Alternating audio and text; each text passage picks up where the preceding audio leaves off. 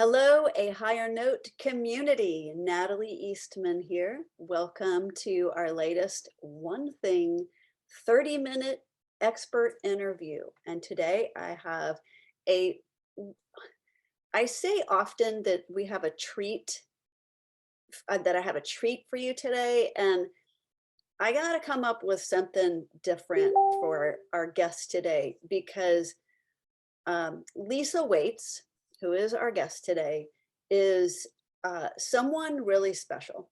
She's got so much going on, so much talent, so much depth, so much skill, so many life experiences that I truly believe that everyone, whether you're a singer or not, but of course this is really an interview series for singers, as you've probably, the things that attracted you to listen to this are all geared around that.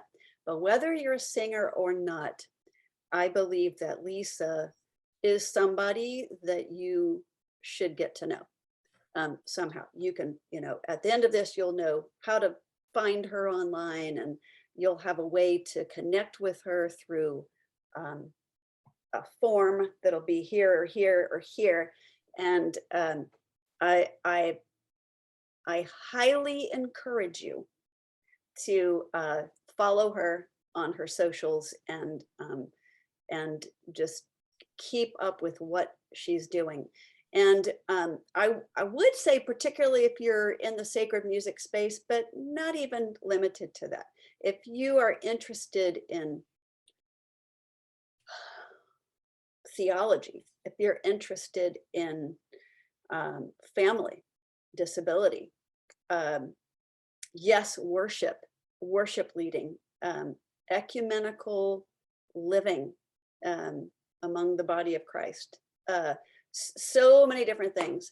So as I bring Lisa on, let me tell you just a little bit about her, as I've been getting to know her, and I want you to know just a few little key facts about her.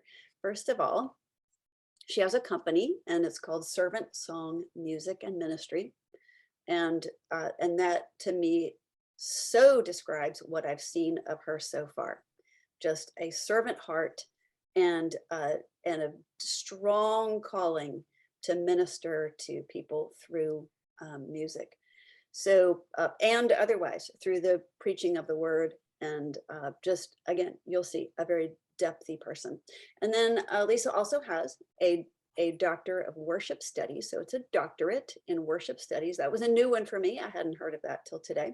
And it's from an institute called the Robert E. Weber Institute for Worship Studies. And that's here in the US in Florida. Now, Lisa is in Canada, which you'll find out just a second, a little bit more, but Lisa is in Canada, and she got her doctorate in Florida. And she is a singer-songwriter, a composer, a worship leader, an ecumenical leader of strong voice in the Christian world. She's an ordained minister and is international in her reach and in her ministry. So let us now unpin me and welcome Lisa to the gallery. Hello, Lisa Waits. Hello, Natalie. Thank you so much for the invitation to speak to your Higher Note listeners. I'm delighted to be here with you today. We got a good little growing community here, and just thank you very much for being here. Thank you for your time, and thank you for your patience. So let's jump into our one thing interview questions. And we're going to try to keep this to 30 minutes. So we'll just kind of bust right through and have some fun and learn some things from Lisa. So Lisa, is there one thing, whether that is a statement or an idea, some type of message, a call, a drive, something that pulled you forward or pushed you from behind, or a particular encouragement you received, something that compelled you toward performing and singing? Yeah, I would describe it as a call and compelling I felt compelled to sing from a really early age. I apparently told my nursery school teacher when I was 3 that when I grew up, I was going to be either a singer or a veterinarian, or maybe both. So singing has been a lifelong passion of mine. And yes, I love animals, but I have no interest in being a vet. I've moved on from that initial life goal. But I've been singing as long as I've been breathing, really. My family would say even as an infant and a toddler, I would just never shut up. I was always humming, singing, babbling, constantly making music. So singing is a lifelong passion of mine. But I remember particularly this one day, this event that happened when I was maybe 4 or 5 years old. My mom had taken me to a United Church in Sydenham, Ontario, this big old United Church, not quite cathedral size, but as a small child, it was enormous to me. And I heard the adult choir singing. They performed an anthem. I don't know why it was before I went to Sunday school, but I got the chance to hear this anthem, and it was electric for me. I still get chills right now just talking about it, like hearing people making music together, listening to the 4-part harmony of the choir, watching their faces and seeing the joy and expression as they were making music together. Something about the power of that just drew me in, and I knew that was it. Like there was stained glass windows and the sunshine was shining through and like illuminating the choir, and they were all wearing these robes, and I just thought it was the holiest, most sacred, most powerful thing I had ever heard. And I of course didn't have the language to describe it that way at that time, but wow, I was hooked. And the junior choir, children's choir director of that congregation invited me to join the kids choir.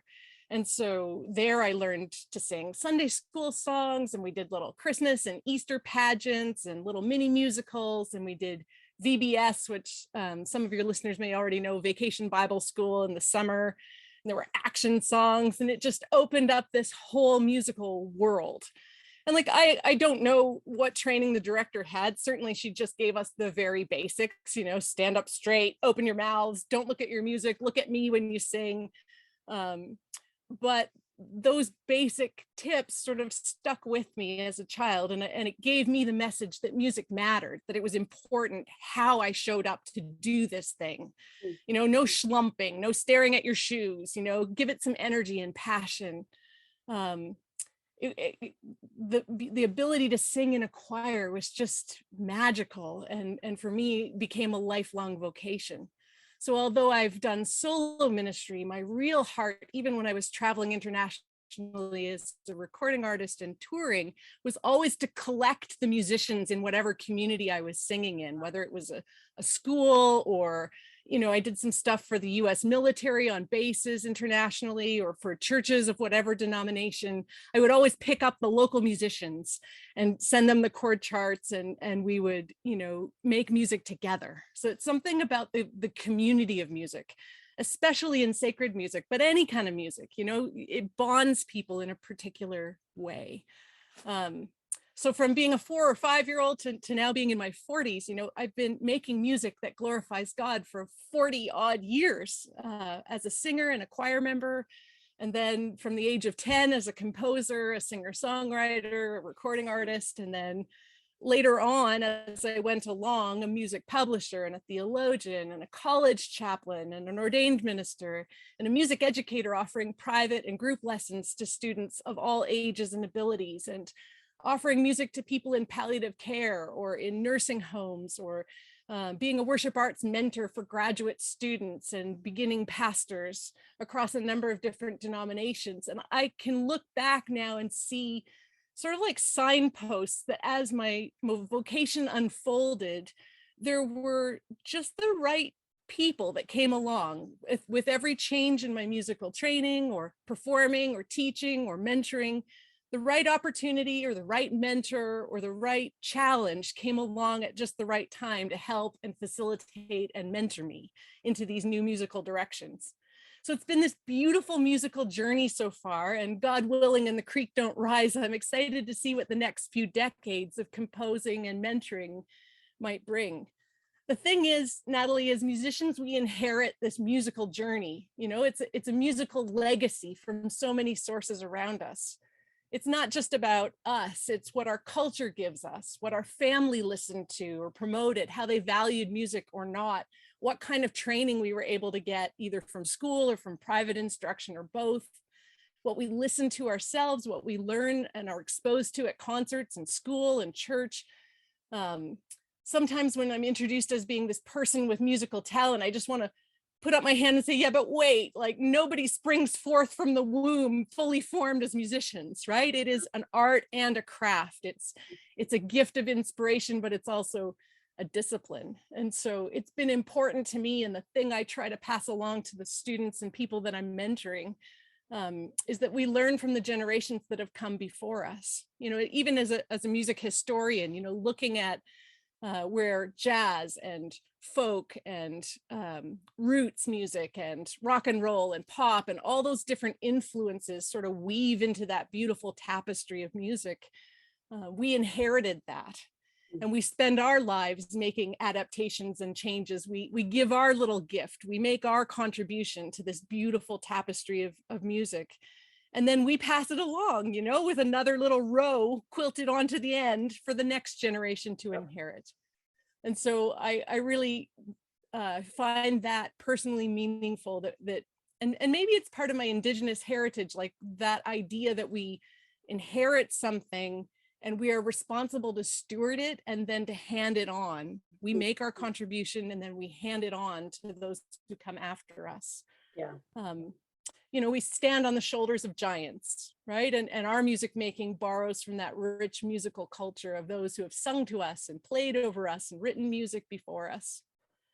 I get to inherit Beethoven and Bach, you know? That's true. Like, it's just amazing. I used that phrase this morning when I was doing my training that I was telling you about. Yes. I said, we stand on the shoulders of giants. Like, yes, but yeah, and we get that. And then we, in a sense, I feel like I'm a small giant, but then other people are going to stand on my shoulders. And that's how it works. Yes. That's really good. Okay, so backing way up, I think your choir director would be really proud of you because you are not schlumpy. Thank you. No schlumping. I don't even know. I I've still never have a heard that spine. word. I like that word. You schlump. I'm gonna use that to my kids now. Like, hey, stop your schlumping over there. Yes, But yeah, absolutely. and also I can completely relate to that electric feeling of creating something together. There are several aspects of singing communally to me that are just, they're intoxicating. One is the synergy of the notes and the pitches, right? And the tonality that you're, and having the sound around you. It's a whole lot like when you go to a place.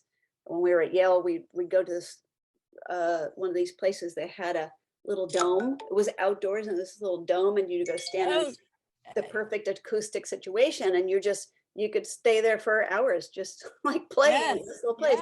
And when you're in a choir setting where something really comes together and the sounds meld and it's amazing, and you're in the middle of it and you're helping make that happen, or even if you're just receiving it, you feel that electricity. And I mean, there's nothing like it. There's nothing like it. And I also confess being one of those, I don't know if it's a mom thing or if it's just like a person thing or a singer thing, like, but I cry. I try not to, but I cry when I see even stuff like the School Musical. My daughter was in Frozen. You know, you see, you know, the effort that it took to get there, and you know what had to all come together to make it happen. And then when it happens, it's you know what it's like to be a part of that.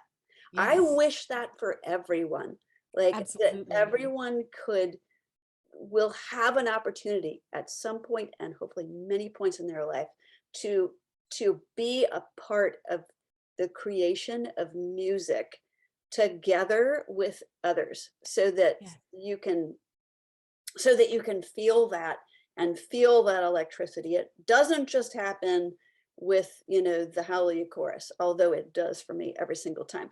But, Yes. there's so many times it can be a simple praise song sung a cappella with people doing harmonies. It can be whatever, but that electricity, it's always attracted and held me too. And Yes. and we're not the And first ones. that's Sorry, go ahead. Yes. that's the thing that will get us through the technical mastery of music. If Yes. if you don't have that electric delight, if it isn't a passion, if it isn't something that you truly enjoy and find satisfying, you're not going to get through the Hanon technical drills for the piano, or all the vocalises from the Royal Conservatory of Music, or all the hoops that you jump through training, right? Or even just the regular rehearsal that goes into maintaining your musical craft.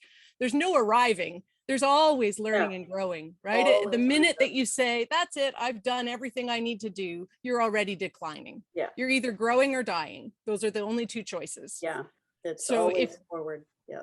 If you don't delight in it, if you don't enjoy it, then what's going to motivate you to get out of bed early to do your craft, or to stay up late to do the things that need to happen as the discipline of music?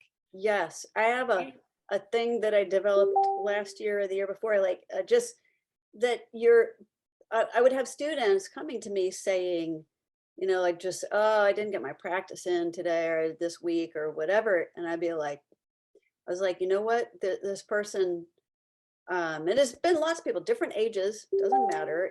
I'd have to take them back to what is it, what is your vision for your voice? And so I developed a whole training on that. Like it'll never be a burden, and it'll never be something that you have to make happen. You still have to make it happen because our lives are busy, but it'll always be something you're like, I get to do this. Yes. And that's just a really different place from like, I have to do this.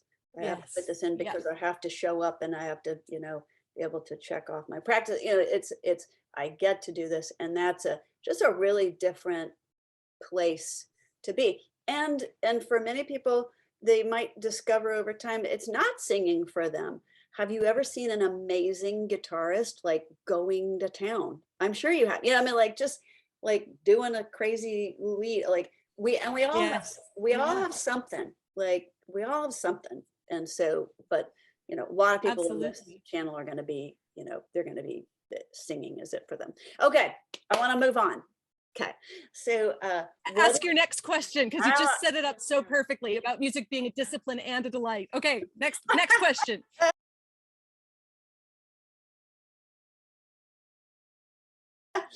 So what is one big thing? It can be under the category of mindset, or a specific approach to training, or strategy for before, during, or after performance, or whatever you would want to share that has shaped your approach to the practice of singing. So the one thing that leapt to mind when I was looking over the interview questions is to view music making as a gift. That has been the overarching framework that has guided my music making. And as a person of faith, I'd go even one step further to call the gift of music a God-given gift that's been entrusted to my care for the duration of my earthly life. And so what I do with that gift matters. The manner in which I use or neglect that gift that God has given me has consequences for my own life, for the life of my community of faith, for the people all over the world that I serve with contemporary hymns and liturgical service music, for people who are waiting for messages of hope and healing and deliverance and grace, people who I think need to be captivated by God's beauty and goodness, and that is shared through music. And I want to share that captivation, that delight, that electricity of music making, the way I was captivated in that United Church in Sydenham, Ontario, as a young child. So viewing music as a gift from God turns every decision that I make into a really simple framework. I just ask myself, does this gig or this opportunity glorify God? Does it advance the mission of the church? Does it line up with the framework of servant song music and ministry? Does it allow me to serve my neighbors, to encourage the sick or the lonely, to encourage the weary, to lift up the marginalized, to gladden the hearts of people who feel alone or isolated? And if the answer is yes, then I'm all in. And if the answer is no, then I'm probably not going to do that opportunity or take on that gig. I'll just pass. Because I think the work of servant song music and ministry is a vocation. It's not just a job. So it's not ever for me about, oh, this place will pay me more, so I'm going to go do that gig and not this one. For me, the projects that I take on have to serve that mission of gift. And I've been fortunate to have that vision early on. Like, I founded the company in 1998, and I've been able to stick with that framework all the way along. And it's helped me clarify my priorities, not just as a singer, but certainly as a singer, but also in the work that I do as a worship leader or theology geek or as a musician more generally. And those three facets of my ministry, so music, theology, and worship making, are sort of like three strands of a single braid, and there's strength in that approach. So I often have been asked along the way, you know, are you a minister or are you a musician? It's like, well, I'm both. It's a both and. And that's what I loved about taking the doctorate at the Robert Webber Institute of Worship Studies. I finally, in my last degree, got to study, you know, theology, music, and worship, and put those three things together in a way that no other institution or degree had afforded me to. And another thing I'd say, Natalie, is especially as an artist under contract with Canadian and US record labels over the years, and as a professional musician who's involved in the industry here in Canada and around the world, I've had the opportunity to work with a lot of people in the business, from producers and sound engineers to PR staff, creative directors, radio show hosts, you know, the sound techs, the roadies. And there have been a lot of opportunities to see people at their best and at their worst, right? The good, bad, and the ugly. And some of it, I got to tell you, is truly ugly. I can tell you a story about an executive producer on my first CD who was so adamant about what I would wear for the cover art of the photo shoot. And he was very blunt. Sex sells. As an artist, you're the commodity, you are a product, you're under contract with this company, and you're going to wear what I tell you to wear. And I just said, no. I mean, it was such a Me Too situation 20 years before Me Too was really coming into the mainstream focus. And I wore what I wanted to wear. And luckily I had that framework of music as a gift and a strong sense of my own values that I didn't let him push me around. Yeah. But we parted ways largely over that issue. And I think singers get this reputation of being the prima donnas, you know, of the musical world. I don't mean situations where singers have been pressured or abused the way that label was trying to pressure me, but I have to admit I've seen a lot of ego in the music industry over the years, and it never ends well, whether there's a public fall from grace or not.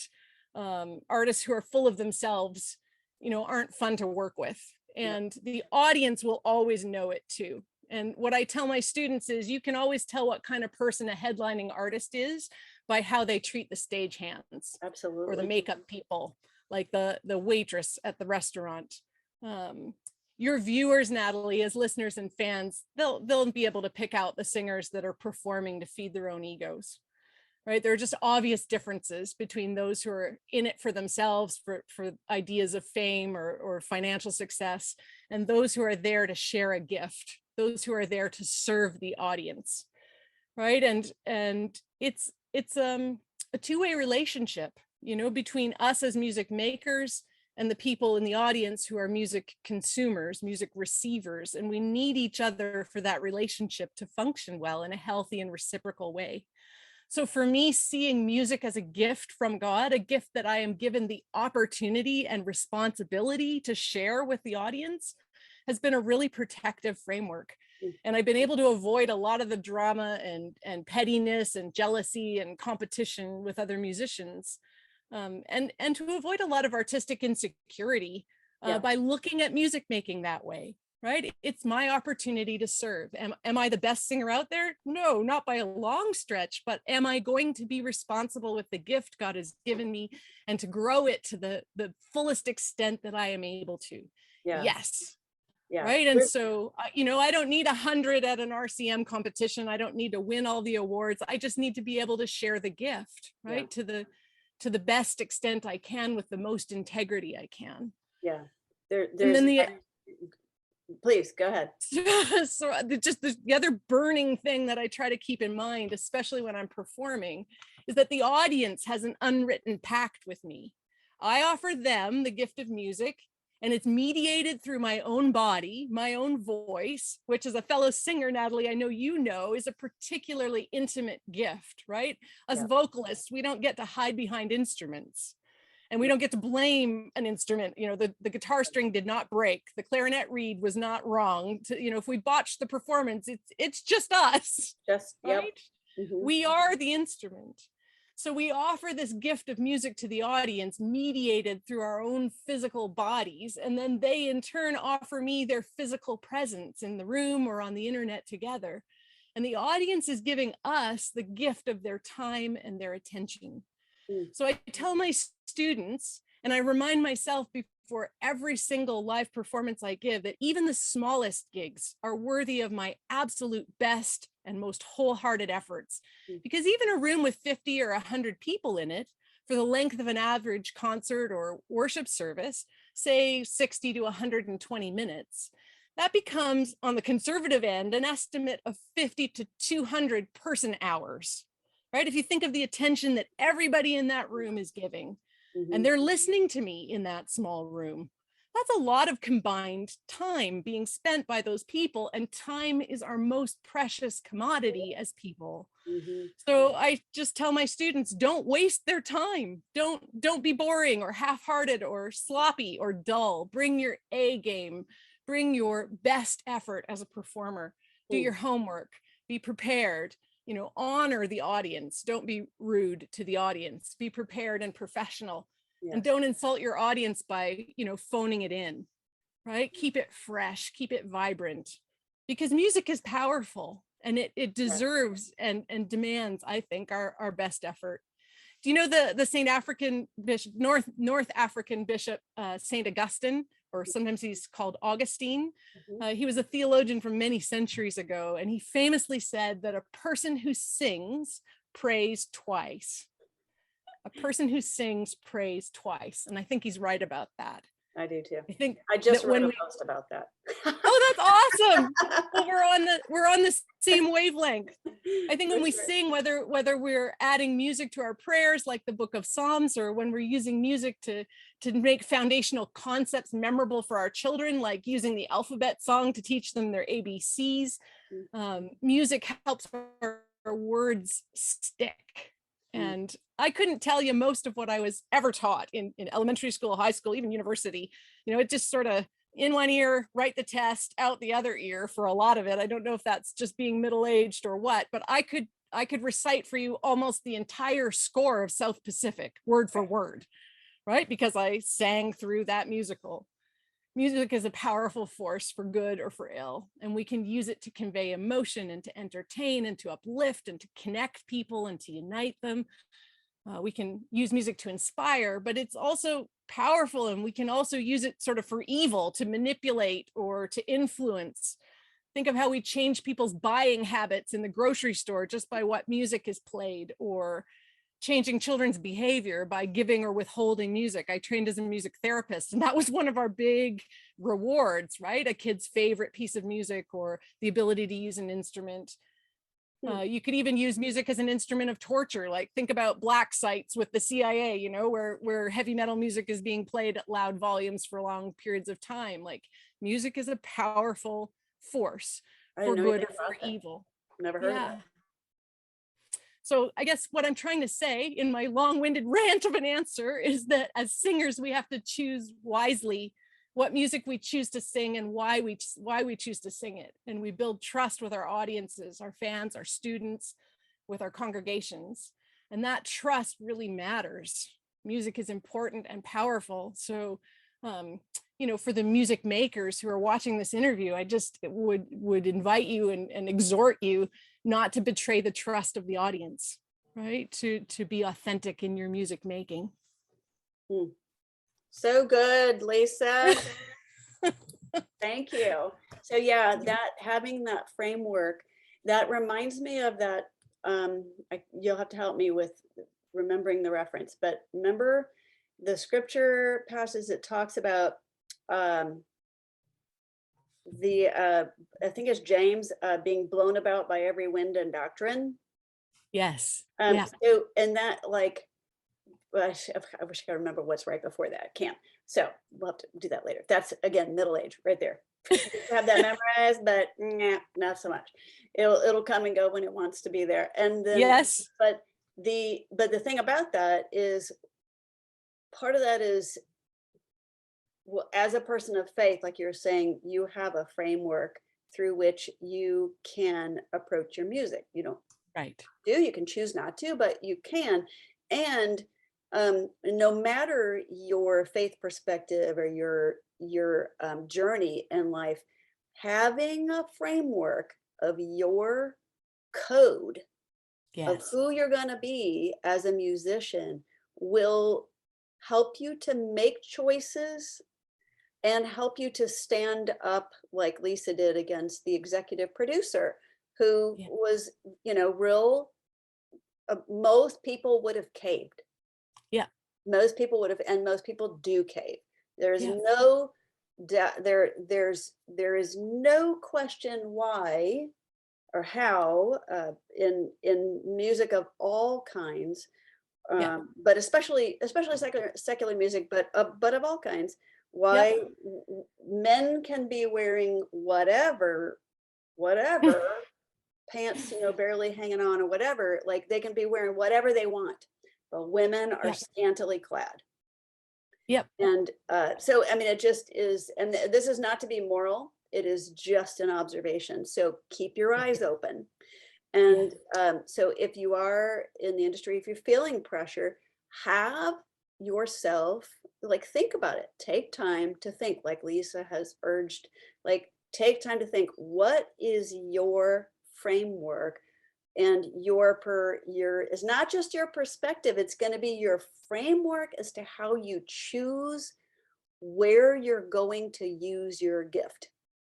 With whom and why and all those things. So that's really important and good, wise advice coming from experience. Okay, let's move to the next thing. And I think we now interrupt our regular programming for a special announcement. I'd like to invite you to take our free 3-day Vocal Foundation training course. This free course is for any singer who wants to grow your vocal skills and performance confidence and basically get from point A to point B faster than your typical weekly lesson learning will get you there, because you'll be dedicating a little bit of time that'll go a long, long way for your voice and for making your vocal dreams into your reality. You can just go to the ahighernote.com website and click on the red button that's at the top of the page, the front page, or at the bottom of pretty much any page on our site. And you can sign up for it. It will be delivered right to your email inbox. Thanks for listening, and now we'll return to our program with Lisa Waits.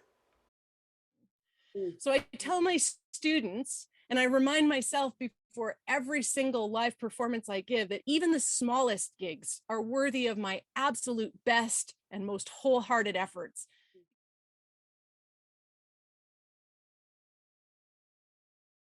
I do want to ask you, do you have one tip or exercise that as a singer that to go to for you? For sure. So one tip that I would say to students is don't forget your breathing. So there's something called triangle breathing. Some of your listeners may already be familiar with it. So you breathe in for a count, say of 4. So you breathe in 2, 3, 4, and then you hold for 4, and then you exhale for 4. And you can just increase that over time. So you inhale for 6, hold for 6, exhale for 6, then 8, 8, and 8. And you can use that to build your breath capacity. But it's also a really great dual exercise, because if you're feeling nervous about your performance, it can really help center you. So it's a way to refocus your thoughts before you perform. For me, I use it like a breath prayer. So I might breathe in with one phrase, hold it, and then breathe out with another phrase. It can be a simple word, it can be an image, but it's a way to sort of focus yourself. Like using those breath exercises as a way to just recenter yourself and to increase your breath capacity, I think would be a helpful tip that I would share. That's got, like you're saying, physical, emotional, like neurological Yes. benefits, as well as it can also have spiritual benefits. So Mhm. there's all of the above. That's a really good one. Thank you. So triangle breathing, 4 Yes. in, Yeah. hold 4, 4 out. And when I've seen that taught, it's definitely been like your counts of 4 should be slow and relaxed. We're not Yes. like 1, 2, 3, 4. Yeah. Yeah. That's right. But although honestly, like I tell my students when we're doing breathing stuff, like if it has to be fast at the beginning, fine, let it be Yep. fast. Okay, just That's right. work where you are, and then Yep. your goal then is to increase it, because the more you relax into it, then Yep. you'll be able to count for longer.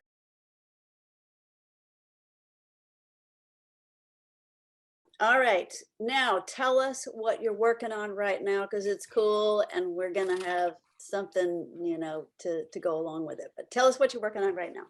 Okay, so I have been in the recording studio in the last month, which is the first time in quite a while for me, which was a real delight. But I released a new hymn called Through All of Our Days.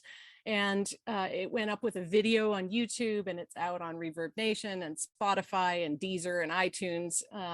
So that's been really fun. But I also am working with an engraver, Joyce Vickery of Vickery Music, and she helped me engrave the score. So we have a piano, vocal, and guitar version of the hymn.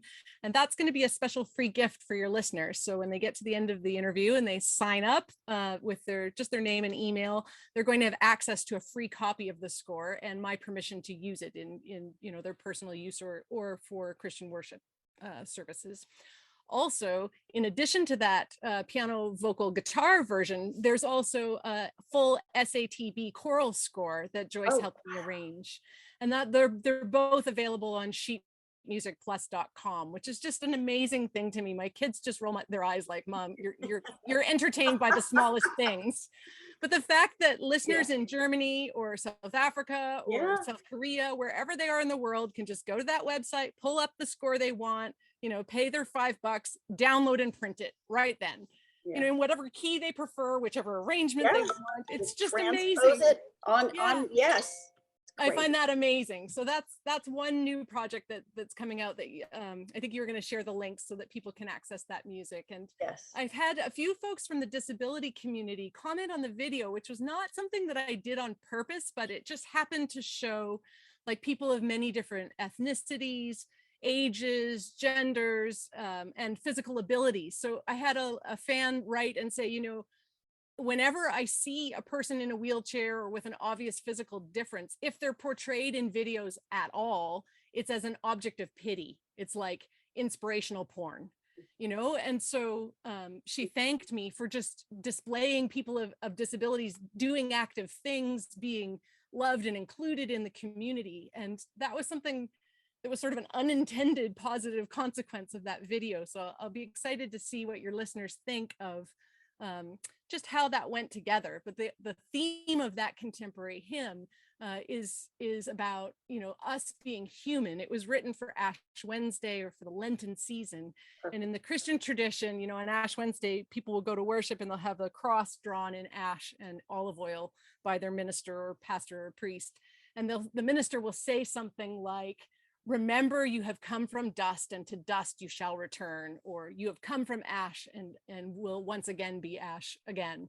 It's that idea of our human finite nature, that we have limits, that we are in human bodies with a lifespan. And so what I did in writing that hymn for that particular liturgical purpose was talk about our human life, that, you know, we laugh, we cry, we live, we die. From beginning to end, God surrounds us and enfolds us in grace and loves us through all of our days. So, you know, it was meant as a Ash Wednesday, beginning of Lent kind of hymn, but I've been just in the last week, I mean, it's only been out 6 days. I've been getting requests from people of, oh, could I use this for a baptism? Or, oh, you know, my dad died, could we use this as the funeral hymn?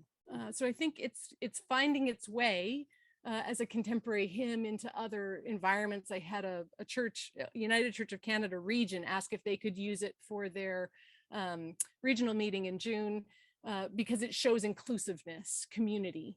And so just being able to sing about God's love for us in every phase of life has been important to me, as somebody who's been making music now for half of my days, if I get a normal lifespan. So I could talk about the liturgies I'm writing for a forthcoming anthology, but like it just never stops. I'm always composing, singing, and speaking or writing in some way. So I'm excited to be able to do that work online.